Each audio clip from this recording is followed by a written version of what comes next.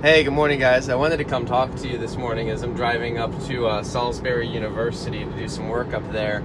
Uh, there's something I've been thinking about for a little over a week now, and thinking about how I wanted to formulate this into a video. I wanted to just go ahead and start talking about it since I have a 2-hour car ride ahead of me. So here's the deal. In my own business, I run a sales company, and I've noticed a lot of my salespeople lately, when we talk about their goals, they'll give me what they're intending to sell. And the past couple weeks, some of my top people have been selling zero. And quite honestly, they're some of the most talented and skilled salespeople that I have. And they've been putting up zeros, 2-3 weeks in a row. And it's not just like one person having one off day or one off week. That does happen, of course. But this is like, man, my should be my best salespeople starting to put together a string of heroes, which is not super exciting. At the same time, I've noticed a couple of my coaching clients are experiencing something similar when we talk about their goals. One of the things I always do in my coaching is while we're working on programs and systems, we always bring it back to sales to talk about what's driving income today, because that does matter. And I find that sometimes coaches, they get so fixated on the bigger picture, or what do you want to talk about today, that they don't end up helping their clients drive the business today, and you got to do both. So that's something I always do with my clients. But either way, I was talking to a couple of them, and it was the same exact thing. They were, so focused on the future and what they're building and where they're going, and that's great. But sales today were on the decline, and I told my clients, part of my commitment to you and part of what we need to make sure we get done is that you increase your business during the term of our coaching relationship. And that's the only way I believe that we're going to be able to have long-term coaching clients. I've worked with a lot of coaches in my life, and I've had some where I felt really good talking to them. I learned a lot for sure, and stuff that could make the business better for the long haul. But if my sales went down and my revenue went down during the coaching relationship, the chances of me renewing that coaching relationship were 100% zero. And then I've had other coaches that it's been the polar opposite. I made more money while I was coaching with them, and I felt like that was my return on investment. So that's what I do for my clients, is I make sure we focus on that. So anyway, long story short, I've been asking my own salespeople and my coaching clients about their goals, and they tell me these big goals and their big aspirations, and then they end up underperforming, in some cases next to zero.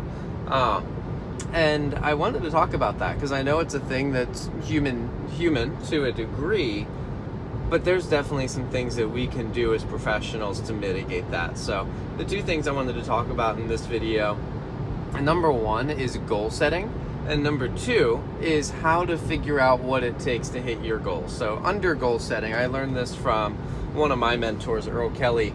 He taught me that whenever you set a goal, you should have 3 levels of a goal. Okay, the first one is your better do, the second one is your should do, and the third one is your could do. The purpose of the better do, the low number, is it should be an absurdly low number. The goal is not that it's the number that you're striving towards. It's the number that if I don't do this, I'm livid. Like if I didn't do at least a certain number, I'm more pissed off, I'm more disappointed than anybody else could possibly be in me. And this number should be absurdly low. The actual reason to have a better do number is to give you a negative motivator, meaning if you're coming up on the end of your week or end of your goal period, and you haven't hit that number, or even if you have hit that number but you're not very far past it, that it is supposed to piss you off to get you to the next level, right? So one of the mistakes a lot of people make with the better do is they set it too high and they make it more like the goal they actually should be achieving, and it doesn't serve its purpose. So the first level, better do, it should be an absurdly low number that would piss you off if that's all you did. on purpose. The second level is your should do number. And the should do is exactly what it sounds like. It's your middle of the road number, not the one that you're striving and fighting for, but also not the one that would make you angry if you hit it. It's the one where it's like, you know what, if I worked my schedule and I showed up to work, if I didn't do anything special and no magic happened, what would I get done? And that's the number that you can pretty much expect as long as you hit your actions. And the goal, or the reason we have the should do number, is to give us like a pacer, right? It's the number that kind of shows you where you should be. And then the third one is your could do. And the purpose of the could do is to be a stretch goal. Okay, this is the one that when I'm talking to my team, I always promote the stretch goal.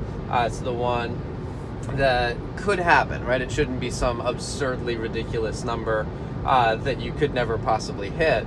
But it's the one where it's like, yeah, we do need a couple of the planets to line up, and we do need a little bit of magic to happen, or some big orders or whatever to happen. But the could do number is the one that gets you really excited, and it's like, man, let me do everything in my power to make this happen. And the way that I always look at it is, if I fall short of my could do number, I'm okay, right? I've never gotten pissed off falling short of the could do, but I always shoot for them, and I do everything in my power to make the could do happen. And when we hit them, I have a big celebration. But if we don't hit them, I've never gotten pissed off about that. I do get pissed off if I don't hit my better do or my should do. So I do think that whenever we set a target or a goal, we need three numbers. We need the better do, the should do, and the could do, because they each serve a purpose. And what's interesting is that as we get to different levels of performance, having three targets keeps us mentally engaged. What I found is that when people haven't set a could do number, and once they hit the better do or the should do, they get complacent. And then human nature, right? We can always set new goals, but human nature, a lot of times we have a hard time doing that. So I've seen lots of people where they hit their better do or their should do, they get complacent, and they didn't have a could do goal to go after, and so they went into nothing. I was actually talking to one of my salespeople the other day, and he said that's exactly what happened. He had 2 weeks where he put together some really good sales numbers, and then he just got complacent because he didn't have another target to go after. So already having had a could do number would have set him up for success. And admittedly, that is my fault for not pushing him sooner than I did, right? I also assumed that he was good because he was doing well, and that was a good reminder for me. At the same time, if people don't have a better do number, if they only have a should do or a could do, but they don't have a number that's so low it'll piss them off if they don't hit it, what ends up happening is if they get quote unquote off pace, or they fall short at the beginning of the week, they lose hope.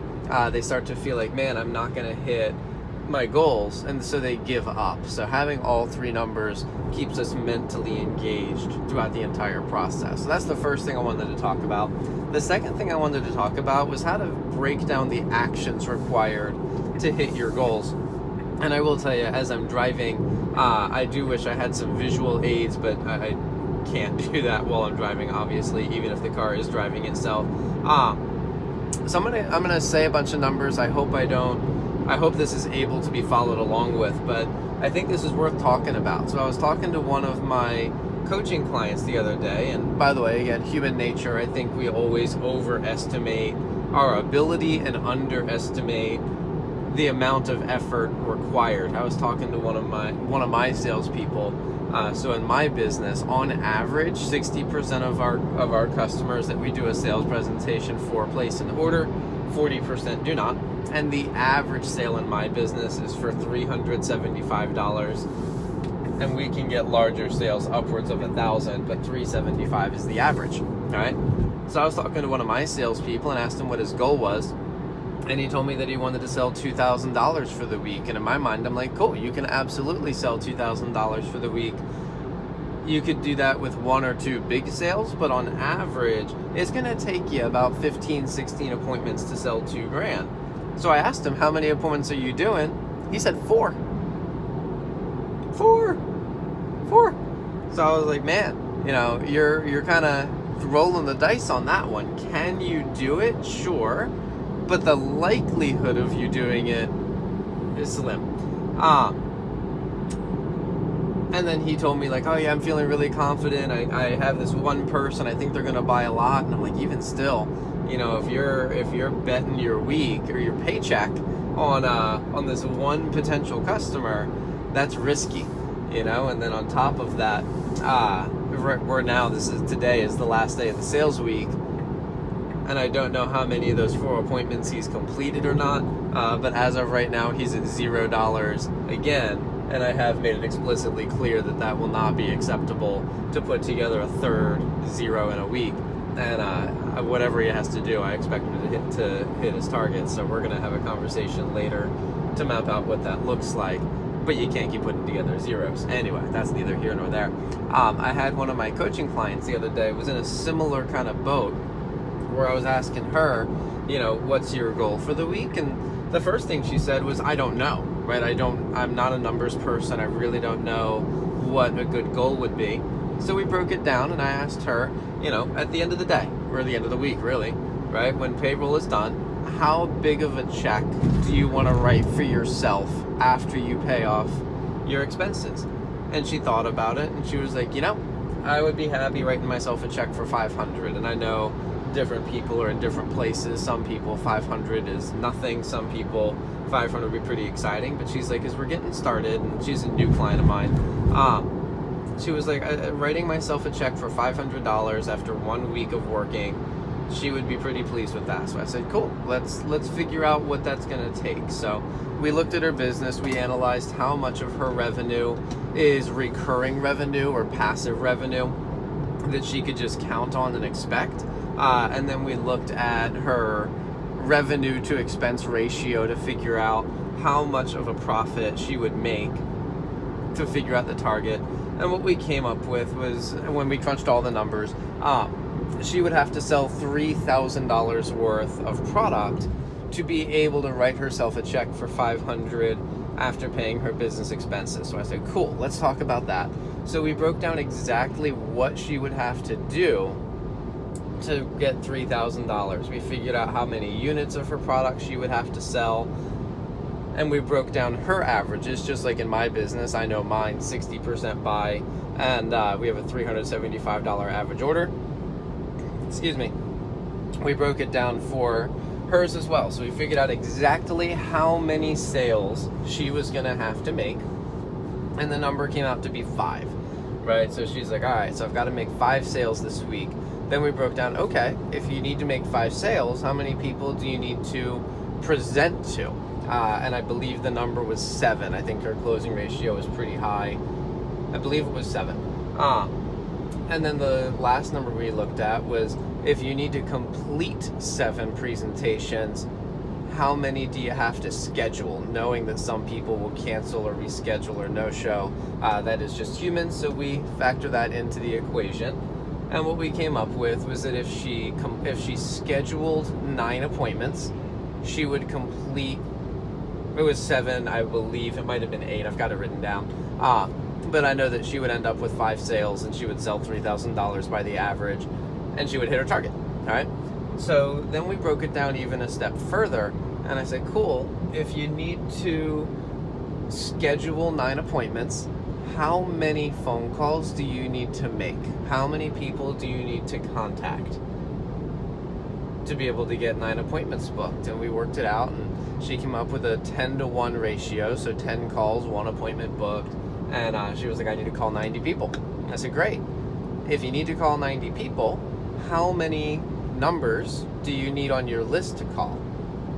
And that was an interesting one. The way I always look at it was she needed 50, because we can call more than once. We can call 2 times. We could call even 3 times, but I like to be conservative and say we'll call twice. So she had an assignment to get 50 people on her list and to make 90 phone calls. That was the target. The second thing we talked about was, how do you handle a breakdown at any level of this? So let's say that she got 50 numbers on our list. and for whatever reason wasn't able to make 90 phone calls. How do you respond? So we worked out a response for her. And then we worked out, what if you make 90 phone calls and you don't get 7 appointments booked, right? How do you respond? What do you do? And we talked about the response. Then at every single level, what if you complete 7 appointments, but you don't get 5 sales? How do you respond to the breakdown? What if you make 5 sales, but you sell less than $3,000? How do you respond to the breakdown? So we mapped all of this out in advance, ready to rock and roll. And I found a couple things, and I'm going to tell you her experience, because I think it was a good learning opportunity for a lot of us. Like a lot of people, she hates the phone, scared of the phone, doesn't want to get on the phone. You know, that a lot of people, even salespeople, feel that way about the telephone. I get it. But on Monday and Tuesday that week, both days I followed up and I asked her how many calls she had made, and the answer was 0. And the answer was, oh, well, I'm working on this, and I got busy, or, you know, I'm doing all these other things.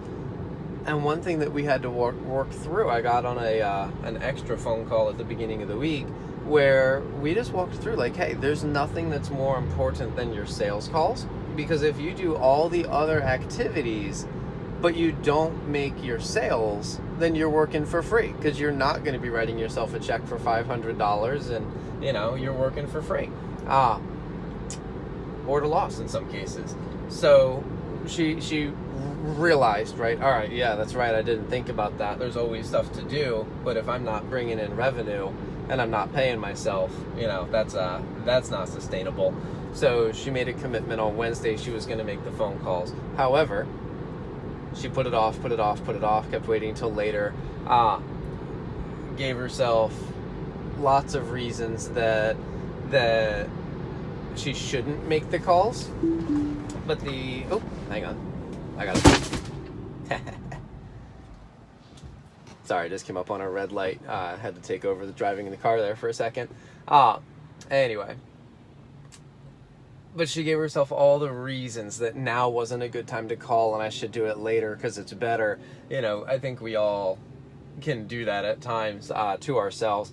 But the real deal was that she was just procrastinating and justifying with logic. So eventually she got on the phone, middle of Wednesday. She made 50 of her calls, and I forget the number, but I know she got a couple appointments booked, and she was pretty pleased.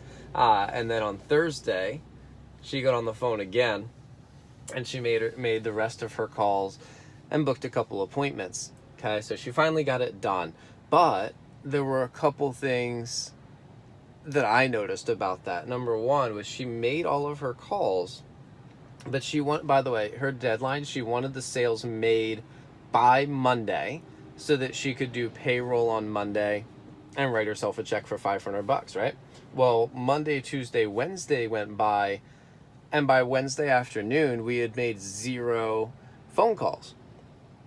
Thursday afternoon, she had made the calls and she had finally gotten the appointments booked, but some of the appointments were booked after Monday because it was already the end of the week.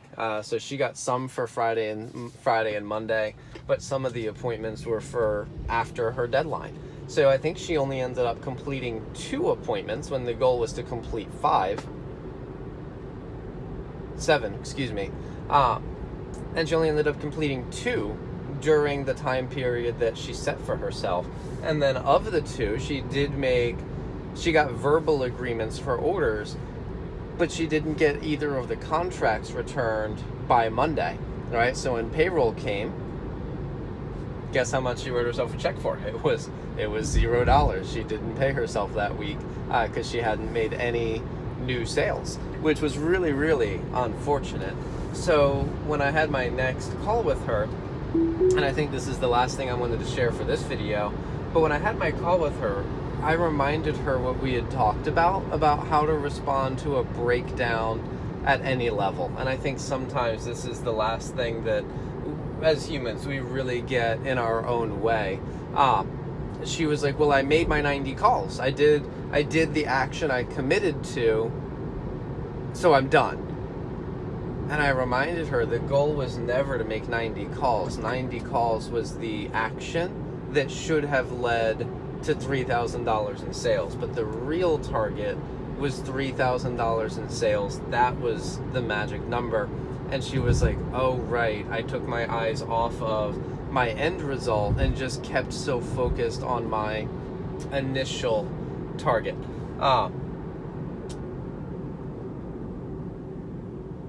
And so we talked about, all right, well, what's done is done. How do we approach this the following week? And this is the conversation I'm having with my salespeople too, is number one, we look at what did we do well. What we did well was she made the 90 calls. That is a big improvement for someone who for the last couple of months has not been calling customers at all and just relying on customers to call her.